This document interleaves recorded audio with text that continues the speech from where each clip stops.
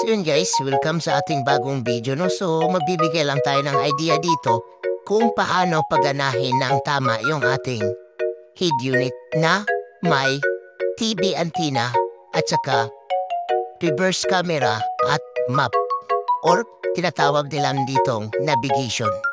Yung head unit na to is merong navigation. Okay? So at saka reverse camera. So ngayon, pag nag-install kasi, kalimitan sa ganito is pag after installation, biglang hindi nagana yung mga accessories na built-in sa ating head unit. Okay? Kagaya ng TV, mahina yung signal, at saka yung reverse camera, minsan nagana, minsan hindi. So yung purpose dito, bakit pinalitan to siya? Dahil yung dating head unit niya is na-black out. So pinalitan siya ng bago ngayon na mismong head unit. So, mamaya, patuturo ko sa inyo kung paano i-set up din yung bagong navigation. Sa ngayon, kinukunik pa lang yung mga accessories niya at saka yung TV antenna. So, at saka yung reverse socket niya. So, yan naman yung ating lumang head unit. Yan. Yan yung head unit na nag-black out. Hindi, wala ka nang makita dun sa screen niya. So kaya pinalitan siya ng bago. Yun yung ang ini-install natin ngayon. Yan yung bago.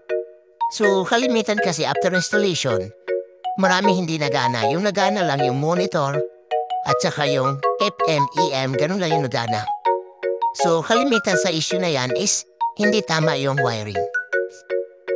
Kasi yung wiring navigation is may battery connection, ground at ECC. Okay? So, pag namali mo yung connection ng tatlo na yan, posibleng mag-black out o di kaya may hindi nagana na mga accessories niya na built-in sa kanya. Kagaya ng TV o di kaya back camera. Okay? So, yung back camera naman, positive-negative lang din naman yun. Kaya mas madaling hanapin yun pag hindi nagana doon sa monitor, hindi mo makita yung back camera. So, ibig sabihin, meron ka lang hindi na connect doon. Okay? So, ngayon, magsiset up tayo para sa kanyang accurate function. So, yan.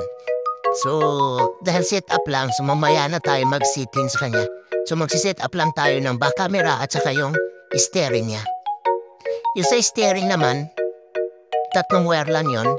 Tapos mismo doon sa navigation, ipapasok mo lang yun doon o sa head unit. Meron dong connection doon.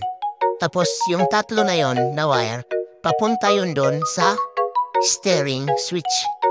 Tapos yung steering switch na yun, may socket yun. Kaya hindi kayo mahirapan. Ipapasok nyo lang yung socket doon at okay na. So yan, isi-set up muna natin yung reverse. So dapat naka-on lahat tapos naka-high para gumana yung ating reverse. So yan, reverse. Then, isusunod natin yung steering remote or steering switch control. So yan. So, panoorin nyo lang yung video natin para meron tayong idea para if ever mag-install tayo ng navigation, meron na tayong idea kung paano siya gawin. Na hindi magka-problema yung ating head unit at lahat magpa-function. Pati dyan yung TV setup meron din sa navigation, sa ano na yan, sa TV. Sa TV setup na yan, yung head unit na yan, meron din siya. So, hinahanap natin yung area kasi yung area dito is Miken. So, sa local lang tayo. Yun ang hanapin natin para makuha ng signal. Ganon. So, kung nag-set up kayo nito, dapat naka-on ignition or ECC position lang. Kasi naka-ECC lang naman tong ating head unit. So yan, Miken siya. Miken prefecture. So yung buong Miken news or mga TV channel, yan lang ang makukuha niya. So yan na set up natin dyan. Para hindi tayo malito. Kasi kung pupunta tayo sa ibang lugar, baka mahina yung signal. Kasi depende rin kasi sa mag-automatic naman siya kung nasa ibang lugar ka. Mag-automatic siya ng mga channel. halimbawa, nasa Macon siya nakaset up, tapos pupunta ka ng Tokyo, matik yun mag-aano siya. Kasi may controller din naman to para sa, kaya may navigation din kasi to siya. May GPS. Kaya malalaman niya kung anong location ka. Okay? So yan. So yun, nagana na yung TV. So, klarong-klaro. Tapos yung switch natin, nagana na din. Yan.